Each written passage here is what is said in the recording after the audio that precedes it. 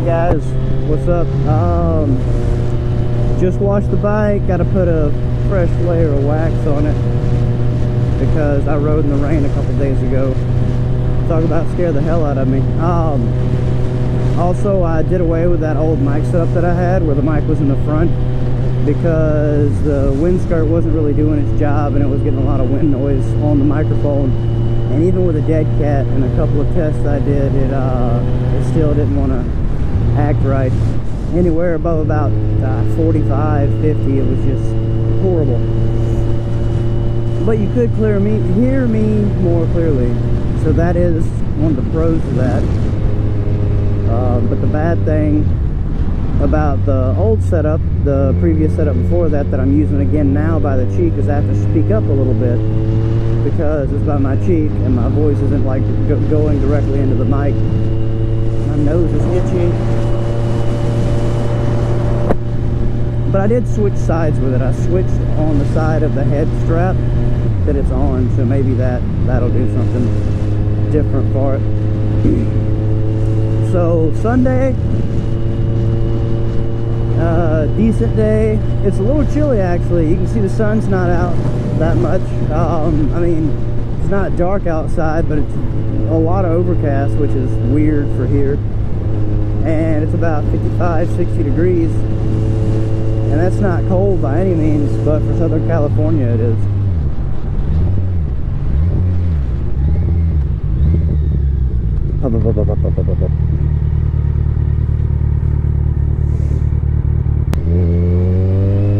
Yeah, so anyway, I had to cut that out because I just sat at that light for like 5 minutes.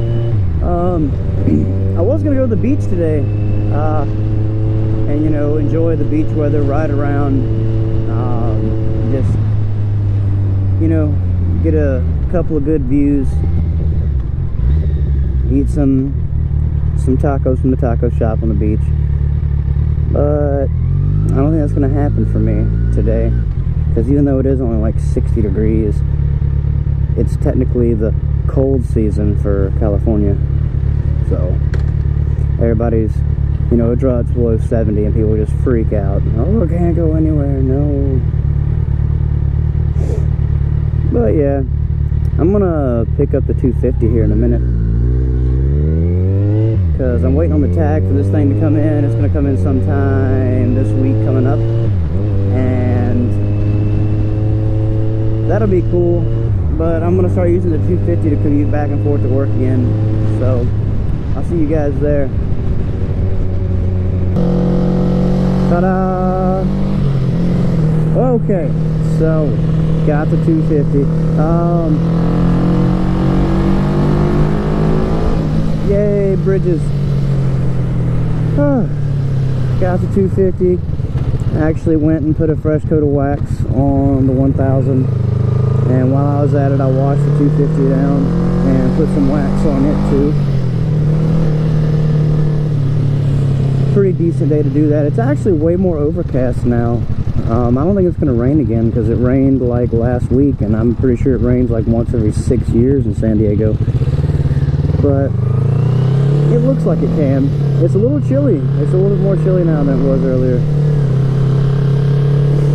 But then again, I guess I'm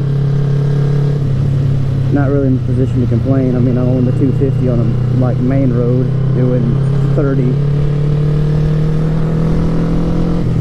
And let me tell you, this thing is clean as hell when you put some wax on it. I mean, I didn't clean it all the way like super detailed, but I did get a lot of the dirt off and put some spray wax on it, and it's up there. But probably gonna go home, hit the gym a little bit, eat my Subway, and probably lounge around in bed until I gotta go to sleep and go to work tomorrow. It's been a pretty decent couple of weeks, guys. At least I think it has. It's not like super stressful or anything, you know, just going to work, doing my job, going home, getting paid.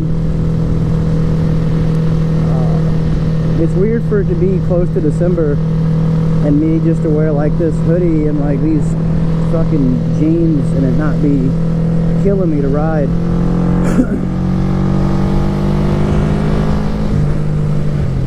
It's so hard to get off of that 1000 and get onto this and just get back to life like normal riding. It's different, but it's like, I mean, I can do everything the same, but every time I like, you know, ride one for a week or so and then switch up, I realize that I have to kind of like relearn the bike a little bit. And the power doesn't really bother me on this bike. I know it's got a significant amount, you know, less when it comes to power, but it's actually just like how small the bike is. I feel like my knees are in my chest on this, kind of, and the brakes feel spongier on this. Not everything's bad though. I like that I have saddlebags on the 250 because I can carry some stuff. I actually just picked some stuff up from the mini necks. And I have that cargo net on the back, so I'm not wearing my backpack right now. It's just sitting behind me, but I'm not wearing it, which is a lot of relief. Going from the 1125 to the 250 was a little bit better, like when it came to comfortability, because I was leaned over. But now the 250 and that Ninja 1000, it's just, they sit almost the same. It's just the actual physical size of the bike that's different. But it is what it is. They both serve their purpose. You know, like I said, it's Sunday, and I'm gonna be getting the CBR 250. I'm gonna be getting back into the normal routine, riding the 250 back and forth to work.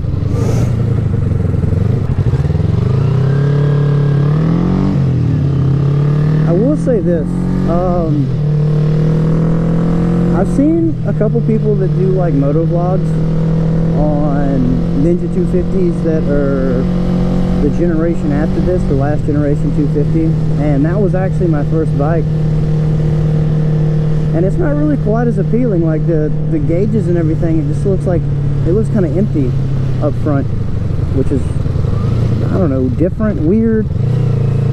Everybody's used to seeing all these clusters of like stickers and like lanyards, and then like even the gauges like having more to them. And I've seen a couple of vlogs on these older 250s, and it's more just visually appealing.